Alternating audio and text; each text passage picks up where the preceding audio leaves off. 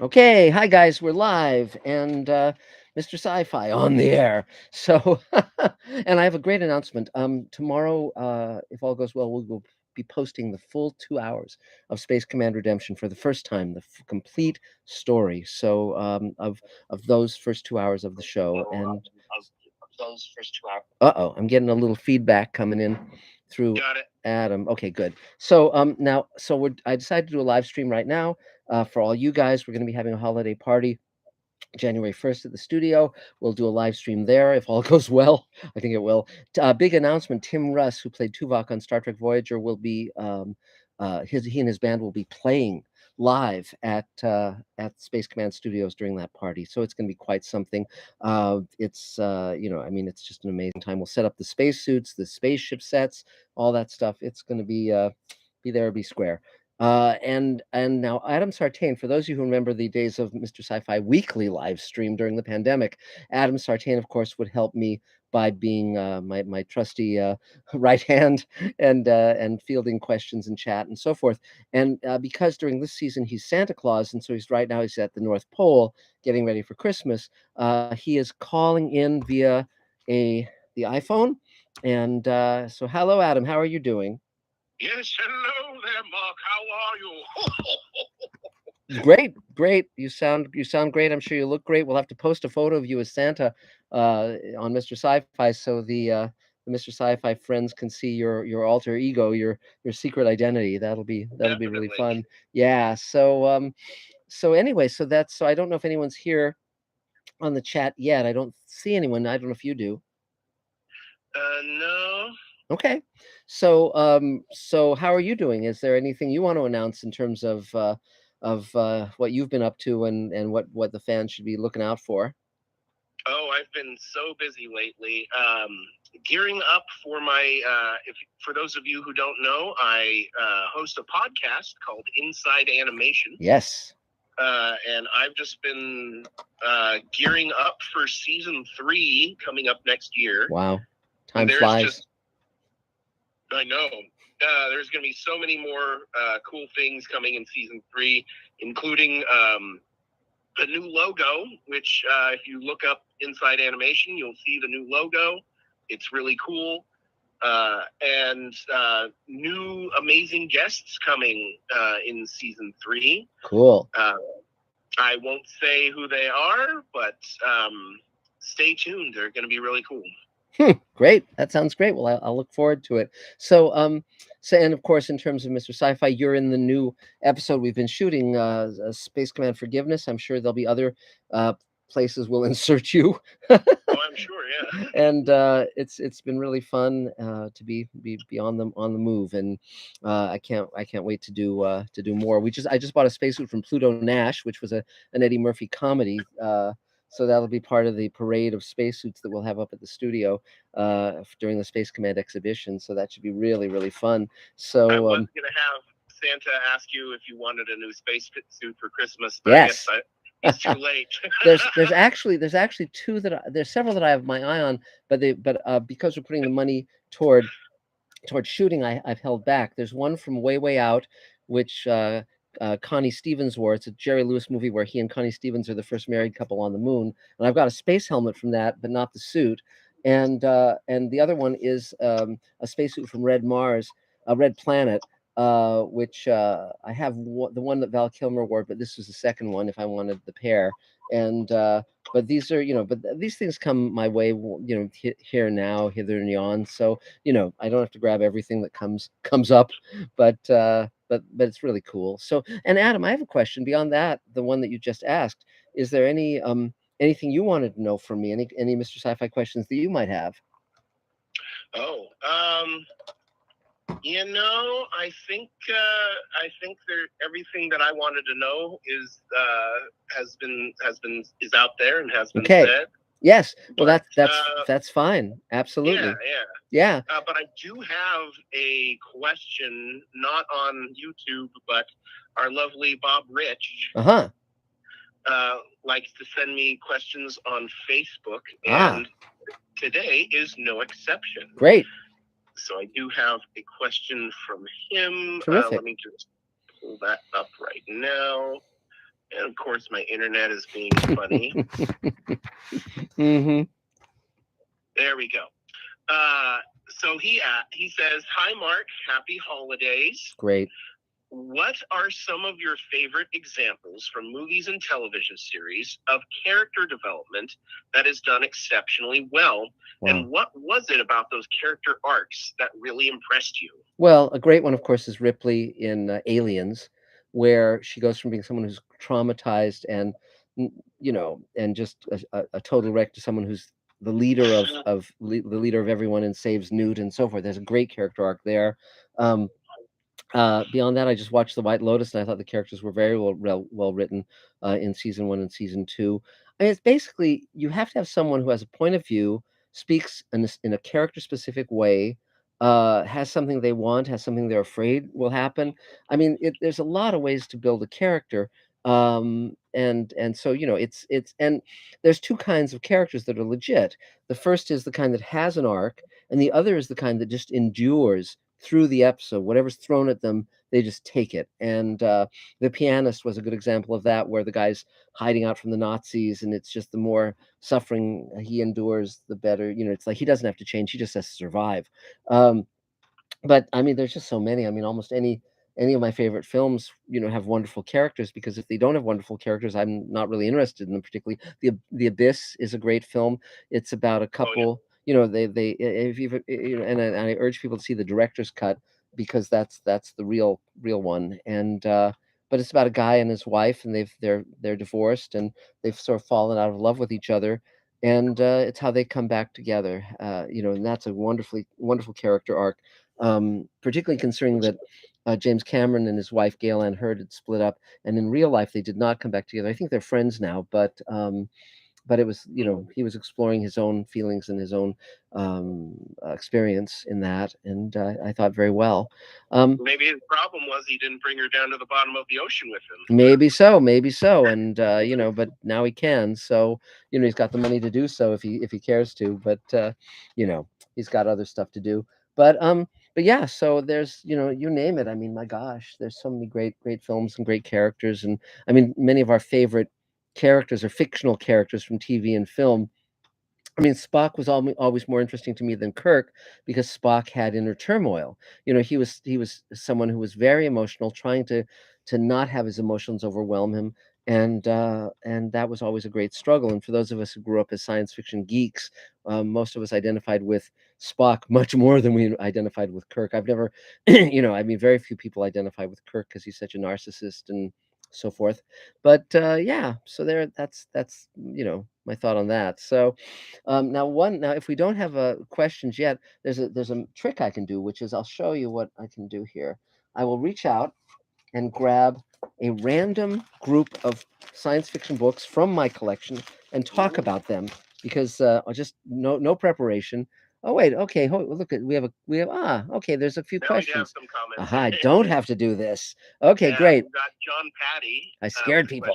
question. Is there any news on this Babylon 5 reboot? Well, I think it's problematical, because what happened was the head of the network, who was a huge fan of Babylon 5, and who also I wrote a pilot for during the pandemic, he's gotten fired. Warner's was acquired by Discovery, and they basically fired a whole bunch of people, and he got fired. So I'd be very surprised if Babylon 5 is moving forward, but one can always hope. But again, this is why I've taken the path I've taken with Space Command. I don't have to answer to any corporate masters, and I can just follow my own creative star. I wish Joe Straczynski would do the same with Babylon 5, because I'm sure he could get funding via the fans. No two ways about it. So but we'll see what he chooses to do. So but yeah, that's unfortunately that's what's happened, so sadly.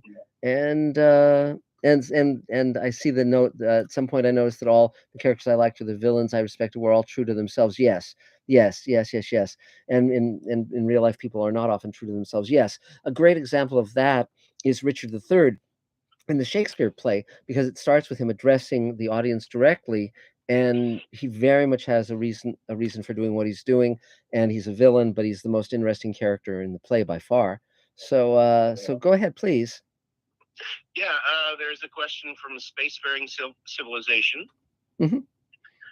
who says, "I love the series Away. Do Hmm. you know who made that show or who's the showrunner? And would there ever be a second season?" I think they actually have done a second season of Away. I watched some of it. I haven't watched all of it. But it's and I don't know who's behind the creation of it. It's not any of the people that I know directly, as far as I know. But there's a lot of space shows. There's a lot of particularly in terms of production design and in terms of just quality of execution. There's really, it's really an amazing time. I just wish that the writing were as good as a lot of the other departments on many of the science fiction shows. But yeah, so sorry about that. But anyway, so but until we get more questions, I can definitely jump in with my little Mr. Sci-Fi game of pulling random books out and talking about them. So okay, Yeah. so this is a book called Space Station One. It's got a great cover by Ed M. Schwiller, whose son Stony has allowed us to utilize his dad's designs, and with a ray gun from one of his designs. He was one of the great science fiction cover artists, and they used to do these things called ace doubles, where they'd have theoretically two complete novels in one, and so you'd flip it over and there'd be another book on the back. And so this is also by Ada M. Schwiller, not as good a painting, Empire of the Atom. So Frank Belknap Long wrote Space Station One, and A.E. Van Vogt wrote Empire of the Atom. Often these were really novellas, but A.E. Van Vogt was one of the big, big, big writers of science fiction. He's largely forgotten now, but he was a huge influence on many of his peers,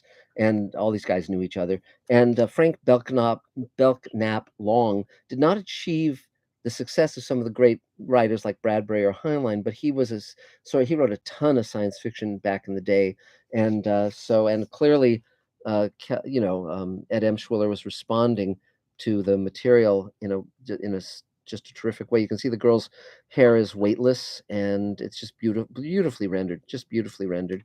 So, and then the next one is another ace double.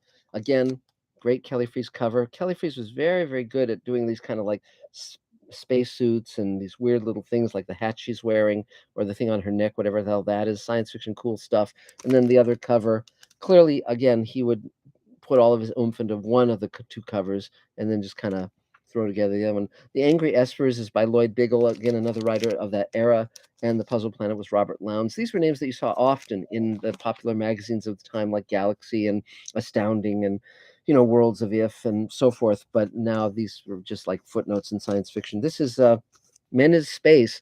This is the novelization of a short-lived series that was on CBS in 1959, same year that Twilight Zone debuted. It was basically trying to be a realistic depiction of men settling the moon and going out into space, and it starred an actor who is sort of from movies called William Lundigan. That's him. And as you can tell, I don't know how old he actually is in this photo, but that's the generation of men who like drank and ate badly and didn't exercise. And so that guy may be 40, but he looks pretty bad. And but this is a series that you can find on YouTube and other places. And the spacesuits that they made for that show, I actually own one of these, and it was used extensively in Twilight Zone and also in Outer Limits. And so they made very good. This painting, they often were not credited, but it's written by a guy named Murray Leinster, a very, very successful science fiction writer. His real name was Jenkins. Will Jenkins. And I don't know why I chose Murray Leinster as his pen name, because Will Jenkins certainly works, but it could be because many of the editors in science fiction were Jewish, and maybe he wanted them to think he was Jewish too. So who knows? But he wrote tons of original stuff, tons of novelizations, and perhaps his greatest claim to fame is that when Stephen King was a young man, he read a book by Murray Leinster and hated it, and he threw it against the wall, and he said, "I could write better than this," and he started writing. So Stephen King is Murray Leinster helped make Stephen King the writer that he is. So that's pretty intriguing. So I don't know. Do we have other questions by now, Adam? We do. Okay. Yes. Speaking of writers, Space Case Zero asked or says, "I like a lot of sci-fi shows made by Amanda Tappings. Yes. But she's off making some other sort of show now. Any idea if she will return to Sci-Fi. That's interesting. I don't know, and I'll have to look into that.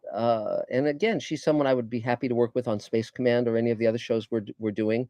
Um, she's talented and certainly is a fan favorite. And that's one of the things I like about science fiction is that fans will follow an actor from show to show to show, and and that's just really fun. And you can meet these actors at many conventions, and they sign photos of themselves. And it's just for a few bucks, you can get a photo of one of your favorite science fiction actors. So Oh no, I think she was a creator.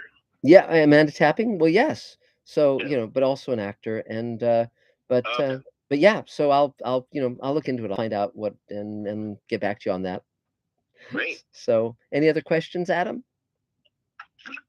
None for now. Okay. Well, then I'll talk talking about books here. Now, this is by DC Fontana, and it is a novel. It was it was basically taking place on Captain Pike's starship. Now, Captain Pike was the original um, star star of Star Trek in the first pilot, the Cage, that was then made into the two-parter, the Menagerie. And now, of course, Strange New Worlds is Captain Pike's ship. But back when this was written, the only episode of Star Trek that was about Captain Pike's ship was the pilot. And so Dorothy Fontana started as Gene Roddenberry's secretary, and then was promoted to writer, and then became story editor on Star Trek, the original show. And I knew Dorothy; she was a lovely, lovely woman, and just a great person, and a wonderful writer. And she wrote many of the great episodes of the original Star Trek. And then in the 70s and 80s and 90s, as Star Trek gained popularity in syndication and at conventions, they started printing novels, original novels of Star Trek. This is really the first original Star Trek novel was Spock Must Die by James Blish, who was hired to adapt the Star Trek episodes into short stories, because back when Star Trek aired, you couldn't videotape an episode. There was nobody to keep the episode or watch it again when you wanted to. So they sold paperbacks that had short story adaptations of the TV show. And then James Blish thought, well, why don't I write an original novel of Star Trek? And that was Spock Must Die, and that began the whole tradition of original Star Trek novels. And so Dorothy got to explore the Captain Pike period in much more depth. So great. So let's see. I'm not seeing more questions. I don't know if you are, Adam, No, but just pipe no, we're in good. pipe in when we get more. This is interesting. Shadows in the Sun. This is Chad Oliver, and he was a buddy of Matheson and Beaumont and William F. Nolan and George Clayton Johnson, sort of the California circle of writers.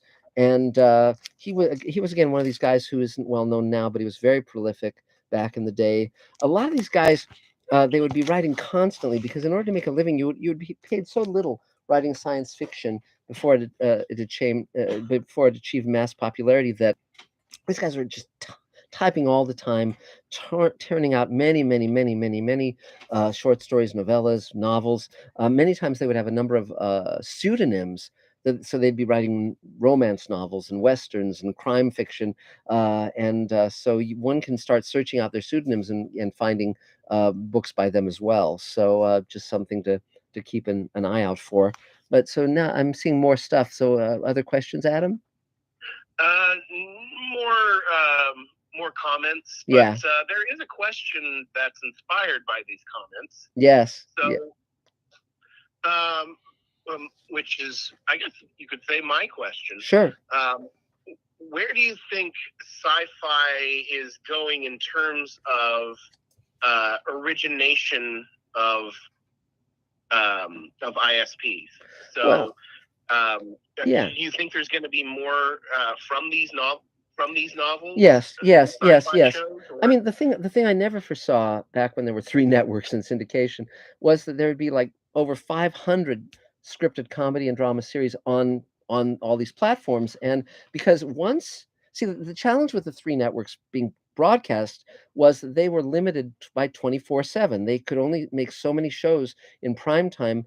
There were only so many shows they could make, so many shows they could air, because they had the clock as their limitation. The moment you got streaming, You could have shows as long or as short as you wanted. You could have as many episodes or as few. It was totally open to whatever people wanted to invent. And so you can't watch all of it. It's absolutely impossible. And so it suffers in some ways qualitatively, but not always. I mean, there's great shows if you know how to find them. But yes, but as a result of this enormous amount of need, a lot of science fiction novels that had not gotten made are now IP that are being made into series, both science fiction, fantasy, etc. So for instance, Kindred, which is a wonderful novel, I have it right here, by Octavia Butler, who I knew from, we were both students in Ted Sturgeon's writing class back in 1975. Octavia Butler wrote this wonderful book in which a modern woman finds herself a slave, a black woman finds herself a slave, prior to the Civil War, and uh, and that's now a TV series. Now, will it be good? I hope so. I hope so. But if it isn't good, the novel will still exist, and people can go there. And I urge people to read Kindred, whether or not they see the show or like the show, or if they like the show, definitely go to the book because there'll be more in the book to enjoy. But yeah, I mean, so many movies and TV shows are based on books that for decades they would try to make them and they wouldn't get made, like Childhood's End. The challenge, of course, is to make them well. And another problem, of course, is that so many films and TV shows were ripoffs of Ray Bradbury and Heinlein and so forth, that when they finally, like for instance with Childhood's Ends, when they finally got around to making it, it seemed like it was ripping off other TV shows and movies, but it was actually the reverse that had happened. But it no longer seemed cutting edge because of how many people had read it and riffed on it.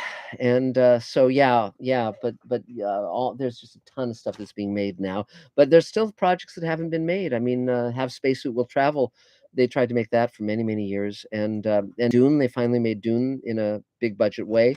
The great thing about science fiction is that it definitely is the literature of the imagination, and so as a result, there's great possibility. And sometimes the adaptations are faithful, and sometimes they stray. But every now and then they stray in a way that creates a masterpiece as well. So, for instance, "Do Androids Dream of Electric Sheep" by Philip K. Dick became Blade Runner, and it changed genres. It became film noir, and the novel's great and the movie's great, but they're different from each other in many ways. So there you go. So is there another question? Um, not from the chat, but I do have a question. Sure, you bet.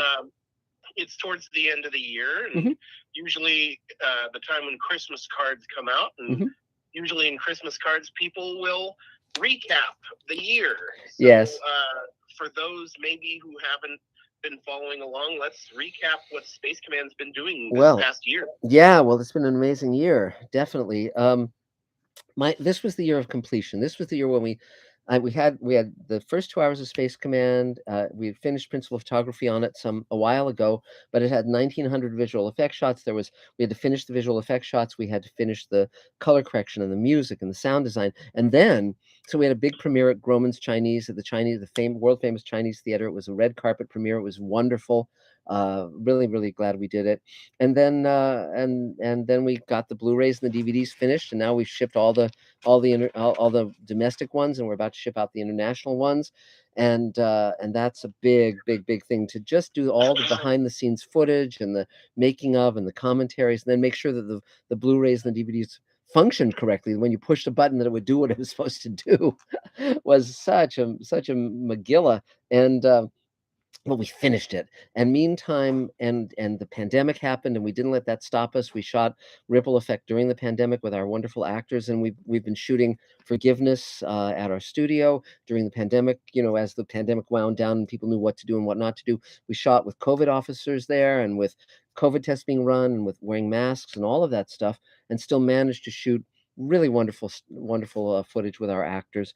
And so we shot 80% of Forgiveness, the 2 hour story that comes right after um, redemption. And meantime, a very big distribution company has approached us wanting to distribute Space Command once the first season is done. So I'm just raising money now to finish it. So I'm sharing my producers net profits with our investors. And if anyone's interested in that, just email me at markzickery@gmail.com. Happy to talk to you. We in fact had lunch with one of our investors today who had flown in from New Mexico, a wonderful guy who we're actually putting in Space Command as a character because he's a very talented actor. And but meantime, we've expanded from two studios at our studio, two stages at our studio, to a third larger one. So we now have three. So ultimately, we're going to be block shooting Space Command, where we'll have one sound stage that's just our Space Command sets, our human spaceships and so forth, and then one set. One big space that'll be the alien spaceship, and then a swing stage for whatever else we want to shoot. So it's an amazing time. And I also finished Greenlighting Yourself, my new book, which tells people how to do all the stuff that I'm doing, and has anecdotes and advice from Guillermo del Toro and George R. R. Martin and Ron Moore and Damon Lindelof and J.J. Abrams, and and on and on. Ray Bradbury, a lot of stuff that Ray told me that I took to heart. I share with the readers in that book. And so you can get it on Amazon. Greenlighting Yourself. It's I put everything I know into it. And then beyond that, we've been shooting Space Command, and shooting on space stations and alien planets and all sorts of stuff. Archaeological digs on Altair 4, which is the planet from Forbidden Planet. And it's a dream come true. Plus, we're working on the Showrunners Network, which is the 5 series beyond Space Command, including space. It's a slate of 6 shows, including Space Command. But we're creating Sweet Haven with Rockneil Mann, the creator of Farscape and Defiance, and Alien Nation, and Sequest.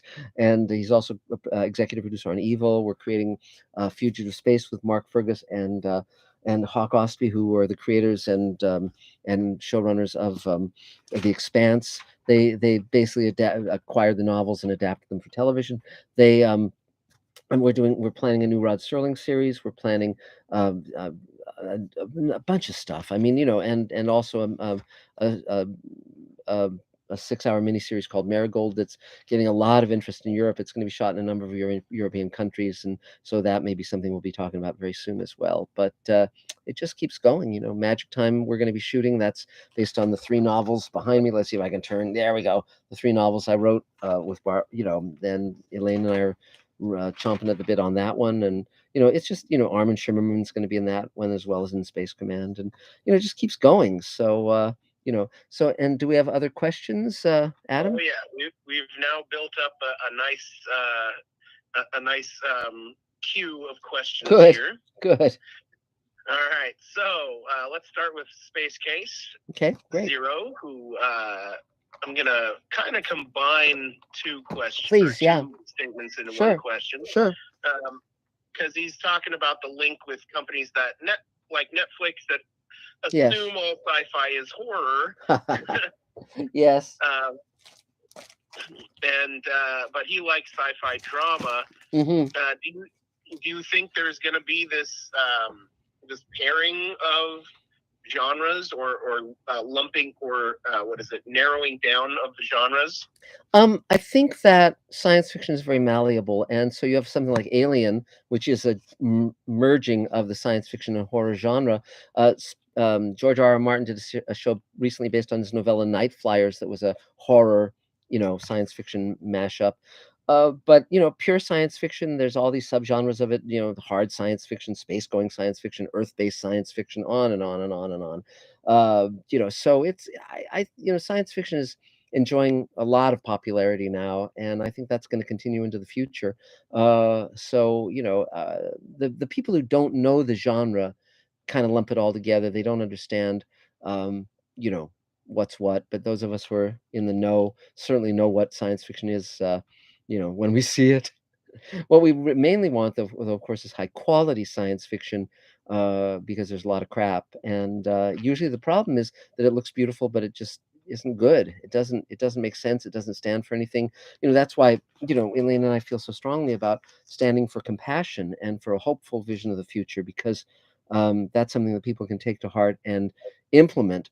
Um, I think science fiction should entertain first, and and inspire second, and when people are inspired, they do wonderful things, and I think that's well worth lighting a candle, lighting a fire under people, and Ray Bradbury and Arthur C. Clarke and and Heinlein and Asimov were all proselytizing for space exploration, and they all of them when they were young men, it was like it was a crackpot idea, and by the time they were older, even in their middle years, they were working hand in glove with NASA to send a man to the moon, and so their vision, their dream became a reality, and I think that's the great power that fiction has that other genres don't have.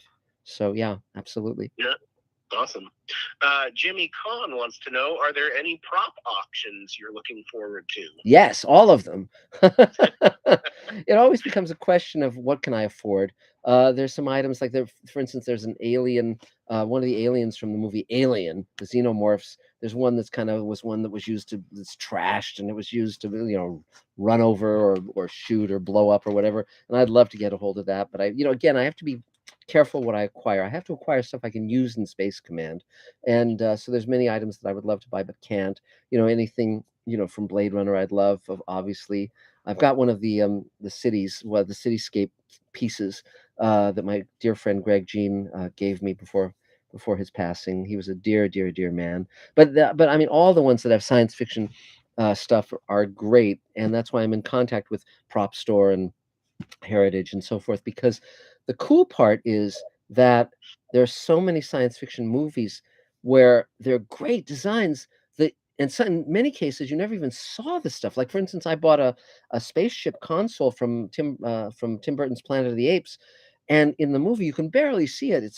The ship has crashed and it's filled with smoke. Well, we use it to much greater advantage, and you can actually see it. It's beautifully made, but almost invisible in his film. So I'm glad to have acquired so many wonderful things from, Pacific Rim and Ender's Game and Cloverfield Paradox and Twilight Zone and Outer Limits and on and on. So I always, every time they send me one of these catalogs, I just scour it, and I'm also on eBay a lot. But again, I have to be judicious because it has to be something I can afford that makes sense. Obviously, I can't spend hundreds of thousands of dollars or millions. I'm not going to be buying the Witch's Hourglass from Wizard of Oz, which is up for auction. Though I did see it when I went to the MGM auction when I was a teenager, when I was 13, and it's every bit as gorgeous now as it was then. But yes, there'll be many more items that we'll be acquiring. I'm always on the lookout for spacesuits. I'm always on the lookout for spaceship sets and various and sundry other things. So yeah, you bet. Great. So, another question? Yeah, next question is from Raymaster7482 with a quick question. Do you personally prefer the old series format of around 22 episodes per season, or the new format, which is sometimes less than 10 episodes per season? It again relates to what if it's good. I mean, the good thing about six episodes is now the beauty spot, by the way, when I talk to network executives, and Mary Gold is 6 episodes. Space Command is 12 episodes in the first season. But it's the lovely thing about a shorter season episode number is that one writer or two writers can write the entire thing. So for instance, with the White Lotus, Mike White is writing and directing and producing all of it. And what it allows is an authorial vision. Certainly Rod Serling had an authorial vision. Certainly Gene Roddenberry did. But when it's 22 or 26 or 32 episodes or whatever, very hard to write all of them. Joe Straczynski, it was interesting because I'm one of the few writers who wrote for Babylon 5 other than Joe Straczynski. And ultimately, he got up to a pace where he could write almost all of them. He wrote close to 100 of them, and but that's a lot of work, and it's very hard. And whereas now, right, for Elaine and myself to write all of Space Command or all of Marigold or all of any of these, I mean, my plan is to write all these things that I'm working on, and I can do that. But if it were 22 episodes, that every writing stuff I was on was three writers, just three. Many shows now have like 20. I liked having three because you could actually get work done, but 22 is a long haul, and there would always come a point after Christmas when we got back and there'd be nothing in the hopper, and it was kind of like, okay, what do we do now? And we'd figure we'd get the engine going again. But but 22 could seem like a lot of episodes to write and to do in a matter of a short matter of time. But we got up to where we could do them. But yeah, I prefer the short episode run because it's like 6 episodes or 12 episodes. That's much more like writing a novel structurally. And since I've written novels, that doesn't scare me. You just have to have. It's just a bigger structure, but I'm very comfortable with that. So And you sort of touched on it, but it does lend itself towards a season arc yes, rather than having just standalone episodes that don't fit in anywhere. right. Well, it's so interesting how season arcs came to exist. What happened because back when you had the original Star Trek, every TV show, the dictum was to never have anything that went more than 1 or 2 episodes, because never have a storyline. So, for instance, Kirk throws Edith Keeler under the truck in City on the Edge of Forever, and next week he's kissing another girl. It's like nothing could have weight over time. And the reason was because when they syndicated the shows, they would show every day, 5 days a week, and in no particular order. And so the first episode of Star Trek is like the same as the last episode of Star Trek because they couldn't tell a bigger story. When that started to change was when home video came in. And when they started selling shows on video, and then even more so on Blu-ray, because then having a story arc over a season or over a show or over multiple seasons, people would then want to watch it all in one sitting. They would want to binge watch. And so then that's when the network started saying, well, we'd like stories that arc. We'd like a beginning, middle, and end over the course of the season. And that was terrific because all the writers wanted that. We all wanted to be able to do that. And the problem is that if you do an arc, the story has to sustain it. And that's the problem that Star Trek Discovery had. That's the problem that many shows have that don't know what the hell they're doing, because then it's like just chaos. But my favorite structure is what I'm doing with Space Command, which is where you have a 2 hour storyline that has a beginning, middle, and end, so it can split down the middle as 2 episodes, but it then forms a larger arc over the season. So that way, you can watch 2 hours and really feel you've been well served. And as I said at the beginning of this, we're going to be releasing the first 2 hours of Space Command, the complete story, I think tomorrow, as our holiday present for everyone. And if you want to buy the Blu-rays and the DVDs or buy shares in Space Command, just email me at markzickery@gmail.com and we can point you in the right way. But right now, Space Command is a show that is being financed by its audience, by its fans, between Kickstarter campaigns and selling investment shares.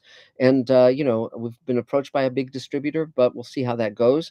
And but I mean, but again, I have total freedom, and I'm able to do something things like say, well, let's shoot a scene with Michelle Nichols. Just we shot a scene with her for Space Command, that's in Space Command Forgiveness, the next 2 hour story.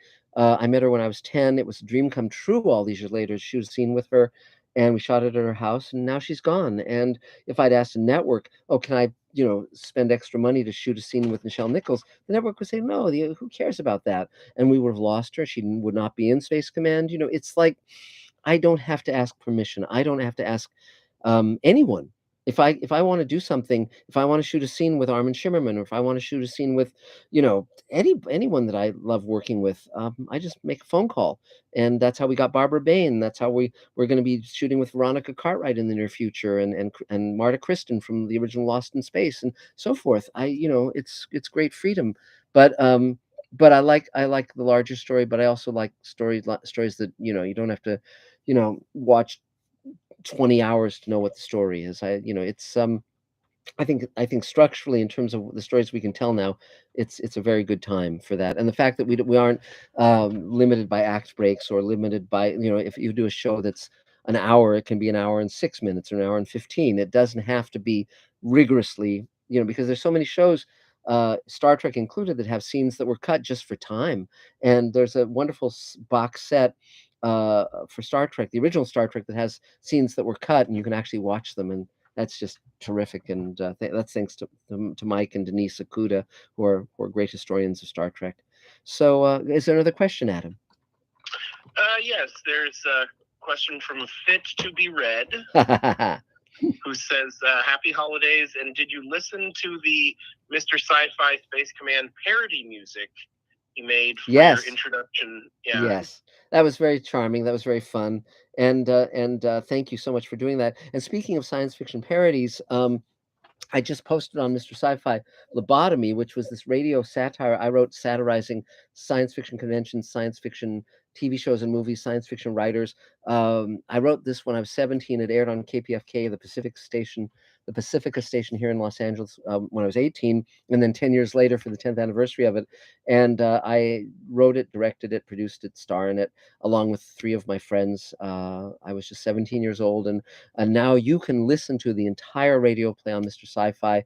Um, I just posted it a couple days back, and I included for the visuals, since it's a radio play, the visuals are photographs I took at science fiction conventions when I was a teenager. Now, this is back where they didn't even have the phrase cosplay, and if you wanted to dress up as your favorite character, you had to make your costume, or have someone who was good at with a needle and thread make it for you. So there were no. There were no Halloween stores for with costumes for adults back then, and so there's photos of people dressed as Wonder Woman and Superman and many other characters. There's photos of Ray Bradbury and Harlan Ellison and many other famous actors and writers and so forth from that era. And so I think if you check it out, it's the title of it is Mr. Sci-Fi's Lobotomy, and I posted it just a few days ago. So hopefully you can check that out and enjoy it. Great. Let me see. Uh, he was Space Case Zero again says this reminds me of the end of Farscape. And wasn't the movie funded by the viewers? And was that the first time that happened? I'm not sure about that. I'd have to ask Rockney O'Bannon. I'll check with him, but I think it's much more the wave of the future. I think, you get so tired of having, the networks don't care if a show is quality or not. They'll air crap, and if it gets a viewership, they'll keep it on. They'll air quality stuff and then pull the plug on it. It's like it's all, and sometimes it doesn't even make sense. Like for instance, sometimes it's, well, do they own it? If they don't own it, they will pull the plug on it. And or look at what happened to all these shows on HBO recently because it got a new corporate parent and they just have been slashing, cutting costs, and they don't care you know, about anything really other than the bottom line. And even if it is popular, they'll still cut it. yes, Yeah. they will. And so I think more and more, what I hope is that the creators will go to the fans, and there'll be enough fan support to keep the ball rolling. I mean, I need to raise about $150,000 over the next few weeks to be able to finish shooting Space Command Forgiveness, and then into shooting the rest of the season. There's only right now. There's only two ways I can raise that. Either people will, buy shares in Space Commander, or we'll do it on Kickstarter. But I'm looking for people to run that campaign because, again, it takes a lot of heavy lifting to do a Kickstarter campaign. All the ones we've taken to term have been successful, but again, right now I'm writing, directing, and producing Space Command, and that takes some of my bandwidth, to say the least. But again, I don't have a single complaint in my life. Honestly, I'm happy. I love my audience. I love the people I work with. I'm the luckiest kid on earth, and so that's just terrific. That's great. But yes, I think, but Rockney O'Bannon, the reason he and I are creating Sweet Haven, the show we're doing with Bob Picardo and Mike Harney and Veronica Cartwright and Barbara Bain, and Marta Kristen, is because Rock is very interested in this model. And because so much of what he's wanted to see on TV. He was lucky with Farscape. He was lucky with a number of the things he's done in his career, but some of his stuff that should have gotten made didn't get made, and that's true of all of us, of course. So we'll see where the future leads. Yeah. I don't see any new questions, but speaking of where the future leads, what are the plans for next year? I mean, other than raising, yes, assuming we raise the money for everything. Right. Well, yes, the plans are great because now we've expanded our studio to a third, much larger space. So the plan is to be in constant production, shooting. So we'll be in prep, production, and post all at the same time. We've got a visual effects department now. We've got Dave Edison, our wonderful editor, is full time, of course. We have a full time development exec, a full time assistant and co-producer, and so forth. And Adam, you've been doing your part as well. And so I mean, it's like so the plan is we shoot the rest of Forgiveness end of January, beginning of February. Then we finish that in post as soon as we can. It does not have 1900 visual effects shots, so we should be able to complete it within the year. I mean, in terms of where we can send it out. And then beyond that, I want to just go into continual production on Space Command until we shoot the entire first season and get that out into the world, distributed. And hopefully, we could do that. We could shoot all of it within just 2 or 3 months if we have sufficient funds. And we don't need millions of dollars. We just need a few 100,000 to do that. So it's achievable. And obviously, we don't want to sacrifice quality, but we do want to get done and get it to you guys. So beyond that, I've been talking to Mike Harney and the rest of my cast on Sweet Haven, and we want to start shooting the pilot of that. Marigold, While they're which is still alive. yes, yes, yes, and Marigold is the mini series. It's not science fiction. It's sort of a thriller, a crime drama, and it's set in France and Portugal and Spain and probably Norway, and so forth. And it's heating up. I think it's going to happen. And so in that case, we'd be writing that and producing that in the coming year as well.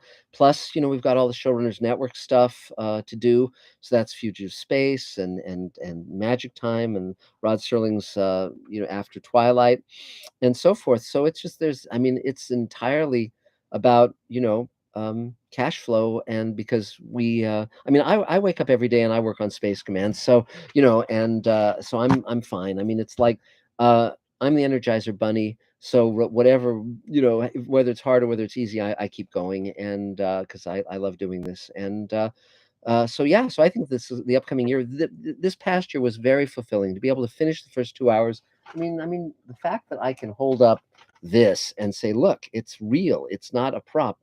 You can buy this at Space, Yeah. at Space Command the series hyphen the series.com. Uh-oh, look out! You won't have to buy that one, but it's so terrific. We have Jeff Hayes, our wonderful cover artist, poster artist. We have Tahani Farr finishing the graphic novel, so the animatic of United Planet, the prequel of Space Command, will be completed in the next few months. I mean, there's a lot that's going to be happening over this year. You guys will be able to enjoy the completed prequel, the completed graphic novel, the full novel that Maya Bonhoff has written of Space Command, the Space Command Redemption, Space Command Forgiveness, Space Command Great Solar War. I mean, it's all coming down the pike. And so the train is on the tracks and it's moving, and I'm thrilled about that. So all these spaceship sets and spacesuits I've been buying over the last few years have been to build out our sets, to build out what we already have.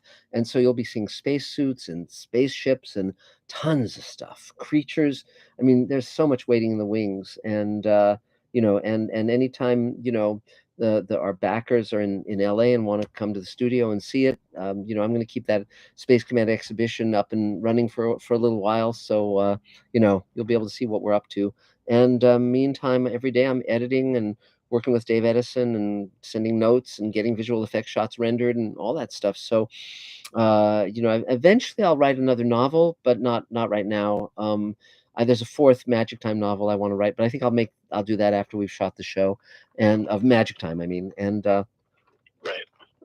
but if you haven't checked out, go on to Amazon, type in Mark Zicree, and you'll see all sorts of books and things that you can acquire to educate yourself. And I mean, and a lot of people aren't aware of the shows I've written in the past. So, one of our investors called and he said he saw my name on Star Trek: The Next Generation. It's like, yeah, yep, and so forth. And another person was saying, I mentioned I wrote for Smurfs and He-Man and Super Friends and Real Ghostbusters. He said I grew up on that stuff. So, it's really fun. I was really very lucky to be on so many iconic shows over the course of my career. So it's been great fun. Any more questions, Adam? No, there's a statement from Okay. Raymaster7482. He says, just wanted to say thank you for fighting the good fight for us sci-fi fans. Thanks. It's so much appreciated, and I hope you'll continue. Yeah, well, thank you. I mean, it's lovely to be able to do this. I mean, for it's like I'd always wanted my own spaceship sets. When I was 10 years old, I was given a Christmas present of a trip to the original Star Trek set at Paramount, and I was there for the last episode they ever shot, Turnabout Intruder, and from that moment on, it was like I'd gone through the mirror or over the rainbow to Oz or whatever. And and so now I'm living. I mean, everything I've done in my career has been to culminate in this point that I'm at now. I am living my dream. I always wanted to be a showrunner. I always wanted to be the creator of a space going science fiction show, and now I am. And and the fact that we get to work with people like Ethan McDowell, there he is. I mean, he's actually taller than this. This isn't the real Ethan McDowell. This is a smaller replica. But and eventually we'll do the action figures as soon as we can afford to do that, and I think that'll be sooner rather than later.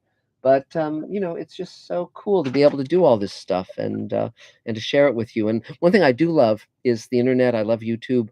The fact that you can be part of my creative process as well as being my audience for the end product is really terrific, because for many decades in science fiction and TV, all you got to see was the episode. I might come to a convention, I might get a fan letter or something, but now you can day by day, week by week, be part of this life, and I'm so glad to share it with all of you, and I'm so gratified that what I'm doing is meaningful to all of you. Oh, by the way, some of you may be noticing this little necklace I'm wearing. What's inside of it is I don't know if you can see it. Let me see there, or you probably can't see it, but what's inside of it is a piece of Mars. so so it's really fun. Mars is magical to me. Ray Bradbury and I would often talk about Mars, and The Martian Chronicles is one of my favorite books. And in fact, I wrote an introduction for the complete Martian Chronicles, and I was so thrilled to be able to do that. So anything else, Adam? No more chat That's fine. questions Yeah, for that's fine. now. Yeah, I mean, it's great that.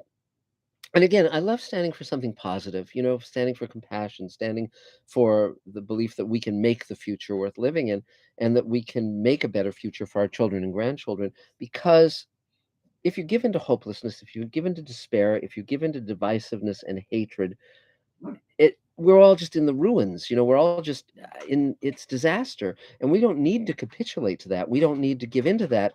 Gene, I've mentioned this before, but the original Star Trek aired during the Vietnam War. It aired during the riots in the streets. The cities were burning, and Gene Roddenberry still said we can make a better world. And so many people were inspired to become teachers and scientists and astronauts, and live lives of meaning. You have to be a beacon. And that doesn't mean you're making speeches. It doesn't mean like this one, but it means that you just know who you are and what you stand for, and you're consistent. And that's certainly what Rod Serling was. That's certainly what Gene Roddenberry was in his work. And it's all of us are human. All of us have, our weaknesses and our flaws and our fears, but we can together do something that's meaningful and that lasts. And Right. so I'm very lucky that so much of my work has lasted, and people are still enjoying so many of the shows that I wrote for, and people are enjoying Space Command and enjoying Mr. Sci-Fi. I mean, the fun part about Mr. Sci-Fi, when my friend Glenn Mazzara suggested this to me, I it's great because I can talk about Avatar 2. I can talk about these books on my bookshelf. I can do any of this stuff, and that's great freedom. And then there's the long-term difficult projects like Space Command. But in my own life, I very much like that yin and yang of easy things and hard things. I was a commentator on National Public Radio on Morning Edition for 3 years back in the day. And again, I did that because writing full hour scripts or 2 hour movies took a lot of time and a lot of effort, particularly bringing them to fruition. But doing a 3 minute commentary on Morning Edition, I could say this is what I experienced and this is what I think about it. At some point, I'll put that audio on Mr. Sci-Fi, and I'll share it with you guys. But yeah, so that's really Great. fun. Yeah. Anything else, Yeah. Adam? Well, I was also going to say, talk about permanence. You've got once we get the action figures out, Yes. those are plastic. Those will live forever. And Yes. but even if they end up in a trash bin somewhere, they'll Yes. still be there Yes. forever. Yes. Including, I'm hoping someday my character will have just this, obscure. It'll be that one very limited edition print Yes. of an action figure that collectors will go crazy over because they only made 10 of them or something, Yes. and nobody bought them. Yes, you'll be mint in box. But Yeah, but it's funny because years ago when I was writing for Black Star, which was a wonderful science fiction cartoon that Filmation did before He-Man, I was writing an episode. Michael Reeves and I wrote, I think, all of those episodes, and at one point I was coming up with a villain, and I had to name him something, and so I had a friend named Richard Cadre, who's now a very well-known science fiction writer, but at the time he wasn't. He was just starting out, and so I named the character Kadri, the Lord of Time, and they made an action figure of it. And, and he told me that his mother was at Toys R Us buying a whole armload of these and holding them up in the line, in the cashier line, saying, "This is my son." So that was high praise, high praise. But yeah, so I think I see we got about 4 more minutes. Where I just can I was just going to be on for an hour yeah, or so. So if anyone has final questions they'd like to ask, please do. And but yeah, but go ahead, Adam. What any other comments or questions?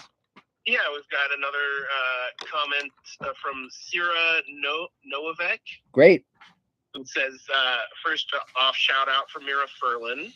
Thank you Yes. for honoring such a great actress. Yes. Yes. And Well, she and also says, you remind me of how wonderful sci-fi can that's be. very The sweet. That's wonder very and sweet. amazement mixed in with a reflection of the present. Yes. Well, again, and thank you for that, and thank you for noticing that. First of all, about Mira, she was such a dear friend, and in fact, let's see if I can. Yeah, no, that'd be too hard to get down. We just our special Mira Furlan issue of Space Command comics, which I think you can also order at Space Command hyphen the series .com. But Mira, from the first moment I met when I sorry about the dogs, guys. From Elaine's gonna get him to quiet down. Thank God. Yeah, the monsters. But but from the first moment I met Mira when I wrote for Babylon 5, I knew she was just one of a kind and brilliant and wonderful. And I'm so glad with Space Command that I got to have Mira in the 2 hours of redemption. We're writing a great ending to her character in Forgiveness. Obviously, I wouldn't ever recast Mira's role, but she's also in the prequel in United Planet, which we're doing as a radio play and as an animatic, combining the graphic novel and the radio play into an animated storyboard. So and then when we did Ripple Effect during the pandemic, she did a wonderful scene for that as well. And I was just astonished and devastated when I learned that West Nile virus had taken her life. But the great part for all of us who are in film and television, and even books, is that our work lives on. We know that. So the stuff I've written for Star Trek and for all these different shows, that's going to live on. And Mira, people around the world can love her work and can see her work. And I'm so glad of that. And she's so terrific in Space Command. I just love the job she did. I mean, every single take, every single everything that she did was with such commitment and such. I mean, she was just a brilliant actress, and I'm thrilled to have her. And then in terms of joy, I just love this, and I think that it comes through. I mean, I was so lucky to grow up during the era when Ray Bradbury and Gene Roddenberry and Harlan Ellison and George Clayton Johnson and Richard Matheson, all these people were at conventions, and you could meet them and you could talk to them, and many of them, Theodore Sturgeon, that many of them became friends, and the younger generation was guys like me and George R. R. Martin and so forth, and our goal was to become writers and become showrunners and so forth, and fortunately we were able to achieve that dream. So um I just can't I'm just where I need to be doing what I need to do. So but thank you. I'm really glad that we can share it with you. And again, I love it when I'm out and about and people say Mr. Sci-Fi, or they say Miss Space Command. It's like that's just fun, really really fun, and very meaningful. So yeah, so I guess let's see, we got about a minute. So any other questions or comments, Adam? Yeah, let's do one more Yeah. question from Space Case Zero. Great. Terrific. And he wants to know how is there not more stuff done on Mars? He loved Ray Bradbury books. Yes. He even has a signed copy. Yes. Of, Wow. Fun. How about John Carter? Why aren't there more of those? Yeah. Well, that's an interesting question. I'm a huge aficionado of Mars, and that's why I'm wearing a piece of it. And Ray and I talked about it a lot. they've never been able to do the Martian Chronicles. And in fact, I found out that there were 22 Mars stories that Ray had written that weren't in the Martian Chronicles, but were written along at the same time and followed the same arc. And I proposed to do a miniseries called Ray Bradbury's Lost Mars, made up of those stories. And we actually tried to sell it. I outlined it, and Michael Nankin, my friend who directed for Battlestar Galactica, we pitched it, and couldn't get a buyer. And so, I don't know. I mean, fortunately, there every now and then there's a good Mars novel or a good Mars story. The Martian is a great novel and a great movie. You can find certain stuff. Robinson Crusoe on Mars is a film that I loved as a kid and still love, and you can hunt that down and watch that. It's like, I mean, Ted Sturgeon's law is 90% of everything is crap. And that's true. Though, of course, Guillermo, in response to that, Guillermo del Toro said, well, there's del Toro's law, which is 10% of everything is awesome. And so I think if you live by those two laws, you're going to be well served. But yeah, I love Mars and John Carter. By the way, for those who haven't seen John Carter, it's a good movie. It's not bad at all. And so I urge you to check it out. Disney just kind of totally mishandled its release. It's not a great movie, but it's certainly an entertaining film, and worth watching. So yeah, so I guess we've come to the end of our little hour sharing the holidays with everybody. And we'll do more Mr. Sci-Fi live stream, and definitely, and as I mentioned, tomorrow we're going to be premiering first the full 2 hours of Space Command Redemption, and I'm so proud of it, and I hope you love it and share it with your friends. We're 2,000 subscribers away from 90,000 subscribers, so please tell your friends. Please, if you can reach out to three of your friends to subscribe to Mr. Sci-Fi, we'll hit 90,000, then 100,000, and then onward. And so that's it. I think the dogs need my attention. So on that note, thank you so much, Adam, for being my pal today, and we'll be with you soon again. And feel free to reach out to me if you want to be supportive of Space Command in any way. And markzickery@gmail.com, and have a happy, happy, happy holiday. And we will talk to you again real soon. Thanks, guys. Take Yeah, care, we'll Adam. see you in the next year. Yes. Merry Christmas. Bye. Bye bye. Okay, I'm done.